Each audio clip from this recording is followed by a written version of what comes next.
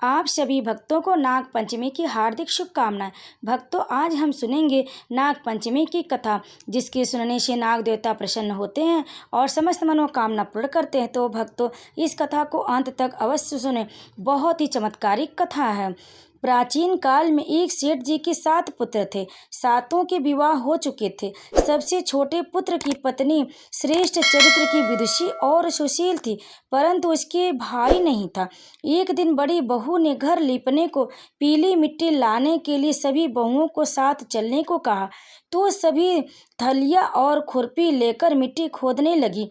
तभी वहां एक सर्प निकला, जिसे बड़ी बहू खुरपी से मारने लगी। यह देखकर छोटी बहू ने उसे रोकते हुए कहा, मत मारो इसे, यह बेचारा निरपराध है। यह सुनकर बड़ी बहू ने उसे नहीं मारा। तब सर्प एक ओर जा बैठा। तब छोटी बहू ने उससे कहा, हम अभी लौट कर आते हैं, तुम यहाँ से मत जाना।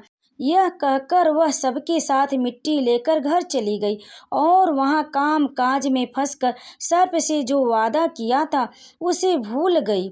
उसे दूसरे दिन वह बात याद आई तो सबको साथ लेकर वहां पहुंची और सर्प को उस स्थान पर बैठा देखकर बोली, सर्प भैया नमस्कार। सर्प ने कहा, तू भैया कह चुकी इसलिए तुझे छोड़ता हूँ, नहीं तो झूठी बात कहने के कारण तुझे अभी डस लेता।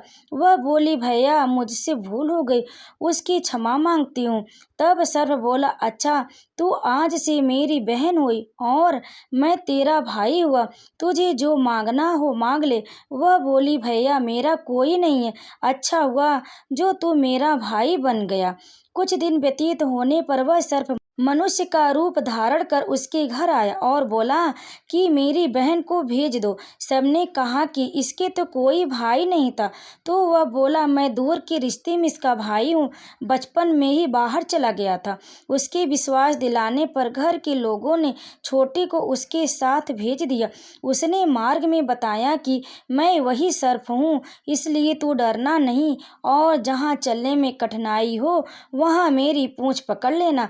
उसके कहे अनुसार ही किया उसने और इस प्रकार वह उसके घर पहुंच गई। वहां के धन ईश्वर को देखकर वह चकित हो गई। एक दिन सर्प की माता ने उससे कहा, मैं एक काम से बाहर जा रही, तू अपने भाई को ठंडा दूध पिला देना। उसे यह बात ध्यान न रही और उसने गर्म दूध पिला दिया, जिससे उसका मुख बेतरह जल गया।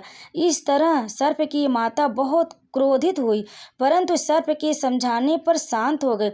तब सर्प ने कहा कि बहन को अब उसके घर भेज देना चाहिए। तब सर्प और उसके पिता ने उसे बहुत सा सोना चांदी जवाहरात वस्त्र आभूषण आदि देकर उसके घर पहुंचा दिया। इतना ढेर सारा धन देखकर बड़ी बहू ने ईर्ष्या से कहा, भाई तो बड़ा धनवान है, तुझे तो उससे और भी धन लाने चाहिए। सर्प ने यह वचन सुना तो सब वस्तुएं सोने की लाकर दे दी। यह देखकर बड़ी बहू ने कहा, इन्हें झाड़ने के लिए झाड़ू भी सोने की होनी चाहिए।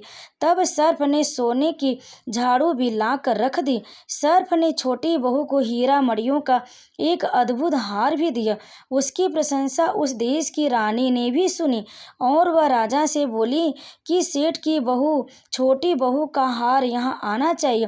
राजा ने मंत्री को हुक्म दिया कि उससे वह हार लेकर शीघ्र उपस्थित हो। मंत्री ने सेठ जी से जाकर कहा कि महारानी जी छोटी बहू का हार पहनेगी, वह उसे मुझे लाकर दे दो। सेठ जी ने डर के कारण छोटी बहू से हार मांग कर दे दिया। छोटी बहू को यह बात बहुत बुरी लगी। उसने अपने सर्प भाई को याद किया और आने पर प्रार्थना की, भैया रानी ने हार छीन लिया, तुम कुछ ऐसा करो कि जब वह हार उसके गले में रहे तब तक के लिए सर्प बन जाए और जब वह मुझे लौटा दे तब हीरो और मणियों का हो जाए। सर्प ने ठीक वैसा ही किया।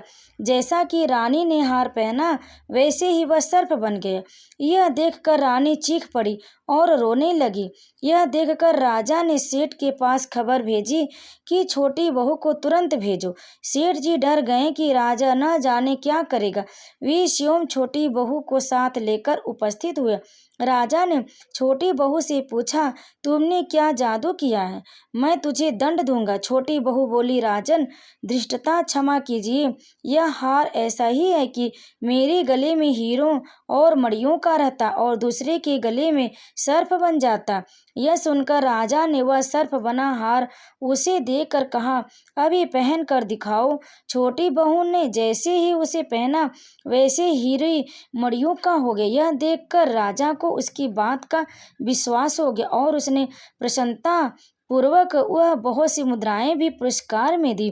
छोटी बहू वह हार अपने घर लेकर आई। तब उसके धन को देखकर बड़ी बहू ने ईर्ष्या के कारण उसके पति को सिखाया कि छोटी बहू के पास कहीं से धन आए।